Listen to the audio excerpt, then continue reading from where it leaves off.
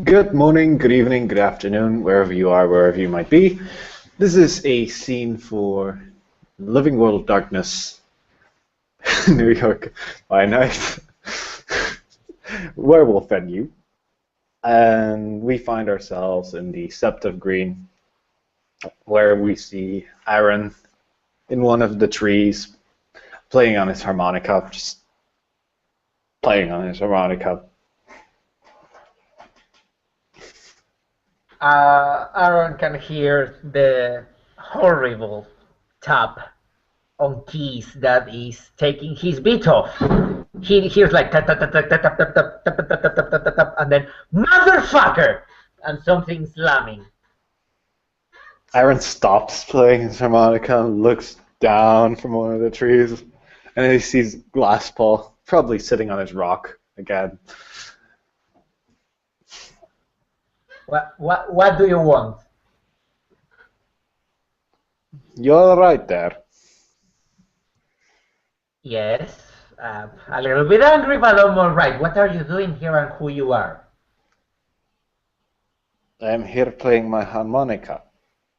And Aaron. Aaron looks very Middle Eastern, particularly Egyptian. He's quite tall. He's quite slender. Looks like he is not a very muscular build, but like, as in he runs a lot and he can run for a long time. Glasspaw looks like I would say European man with a little bit of an English accent on him. He has his hair combed back very slick, and he's wearing black leather overcoat, black shoes, black pants, black everything. And you can see a pair of black gloves resting on the stone where he's sitting. And he has his right hand inside his coat, and he goes like, "You belong to the family." I always do. Oh, good. And he jumps down from one of the trees in one slick motion and just walks towards the rock and Glasspaw. Did you present yourself formally now? I did to Arcady. Oh, good. You might heard of me or not. I'm Glasspaw, the technician expert residing here in the Sept. Glasspaw? Yes. Johnny mentioned you a couple of times. He's still alive? Yes. We just returned from Quebec. Oh. We got our pack totem. And what pack totem did you get? A mighty reindeer. Oh, extremely good choice. But now, dear Aaron, you can get in touch with Joni, can't you? I can, most certainly. Good. Tell him that his foster has something to tell him. Very well. What exactly? I should tell him. What exactly are you typing on your laptop? And he looks at the laptop and he looks at him. Glasswalker thingies. And he puts the laptop in that satchel. And he goes like, okay, since you are the first one I can get in touch with, because, and he looks at the forest and shouts a little bit, the rest of them are motherfuckers! There is something very dangerous waiting for us in the city. Yes, I know. Oh, you know, what do you know? Recently a group of very worm-tinted vampires entered the city. No, that's mildly amusing and mildly annoying. I have some business to deal with them, but what else has entered the city? There is a certain company in here called Praetor Inc. There you go. And have you ever heard of the worm? He just raises an eyebrow as he's just said worm-tainted, very worm-tainted vampires. You know that the worm manipulates people. Yes. And you know there is a very big company that works for the worm. Yes. And you know that very big company has other very small big company supporting that company. Yes. Well, Praetor responds to one of those companies. They respond to Magadon. Hmm.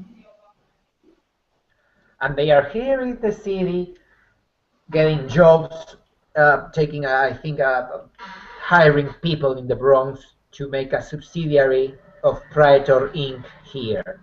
We cannot allow that. Then why don't we just go to the Bronx and find them? Because probably we are going to die if we do that.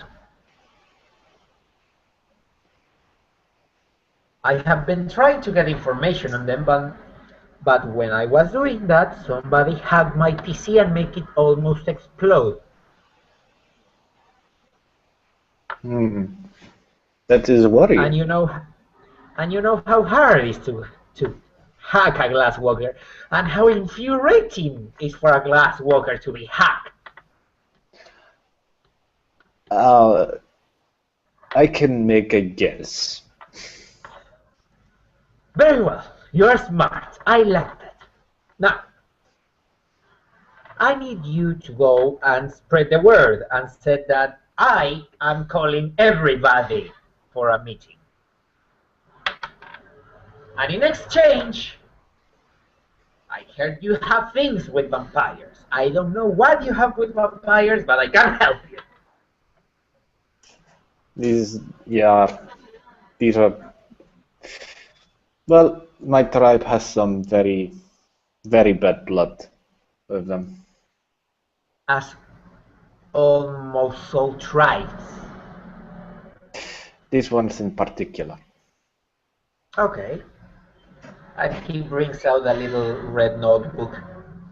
These ones in particular are The followers of Sutek. I I have never heard of them. They are. If normal vampires smell of the Yeah. worm, then some of them, most of them, serve the worm. These are. I don't know what they are, but they are most likely the worm itself, but then in a bloodsucker form. You're muted. Very well. I can try and get you in contact with somebody who knows them better than me. That would be highly appreciated. Very well. I will get in touch with my contact. And you're looking for something very specific? They're most likely they're Egyptian. Okay, But Egyptian vampires. and they have an obsession with snakes. Okay, Egyptian vampires that have an obsession with snakes. I shall ask him, and we will see what happens. Much appreciated. Don't worry.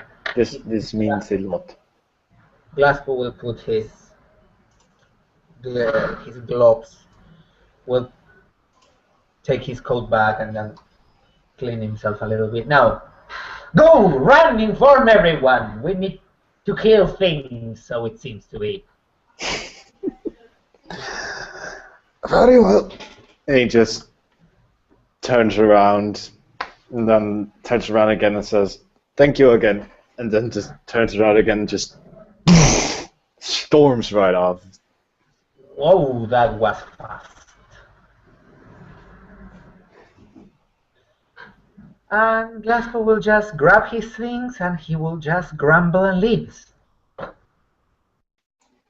And we shall end the scene there.